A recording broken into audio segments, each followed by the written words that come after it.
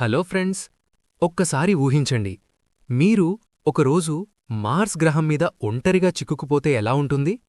చుట్టూ ఎవరూ లేరు, ఆహారం చాలా తక్కువ, భూమి నుండి సాయం రావడానికి నెలలు పడుతుంది.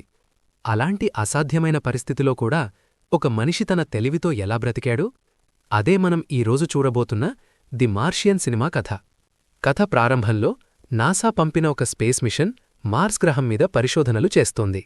ఈ మిషన్లో ఉన్న ఆస్ట్రోనాట్లలో మన హీరో మార్క్ వాట్నీ కూడా ఉంటాడు. ఒకరోజు అకస్మాత్తుగా మార్స్ మీద భారీ ధూళి తుఫాను వస్తుంది. ఆ తుఫాను చాలా ప్రమాదకరం కాబట్టి టీం లీడర్ వెంటనే అందర్నీ అక్కడ్నుండి బయల్దేరమని ఆదేశిస్తుంది. ఈ సమయంలో ఒక పెద్ద ముక్క మార్క్కి తగిలి అతను దూరంగా పడిపోతాడు. అతని సిగ్నల్ కూడా పనిచేయదు. టీం సభ్యులు మార్క్ చనిపోయాడని అనుకుని అతన్ని అక్కడే వదిలి వెళ్తారు. కొన్ని గంటల తర్వాత మార్క్ మెలకువకు వస్తాడు. అప్పుడు అతనికి నిజం అర్థమవుతుంది. అతను ఇప్పుడు మార్స్ గ్రహం మీద ఒంటరిగా ఉన్నాడు. అతని దగ్గర కొద్దిగా మాత్రమే ఆహారముంది. సాయం రావడానికి కనీసం 4 సంవత్సరాలు పడుతుంది. అంటే బతకడం అసాధ్యం. కాని మార్క్ ఒక శాస్త్రవేత్త. అతను పానిక్ అవ్వకుండా సమస్యకు పరిష్కారం వెతకడం ప్రారంభిస్తాడు. మార్క్ దగ్గర కొంత ఆలుగడ్డలు ఉంటాయి. అప్పుడు అతనికి ఒక ఐడియా వస్తుంది. మార్స్ మట్టిలోనే ఆలుగడ్డలు పెంచాలని నిర్ణయించుకుంటాడు.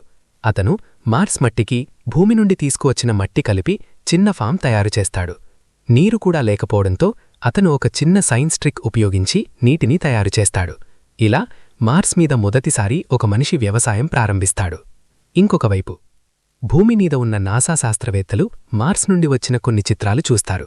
ఆ చిత్రాల్లో మార్క్ వాహనం స్థానం మారినట్టు కనిపిస్తుంది. అప్పుడు వారికి ఒక షాక్. మార్క్ ఇంకా బ్రతికే ఉన్నాడు.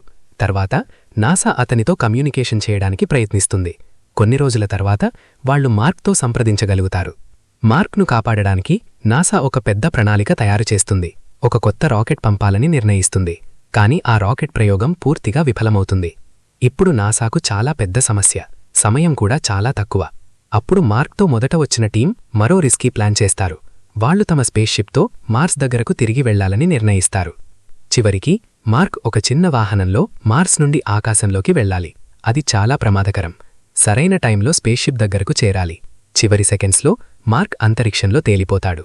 అప్పుడు టీం లీడర్ అతన్ని పట్టుకుని సురక్షితంగా స్పేస్షిప్లోకి తీసుకువస్తుంది.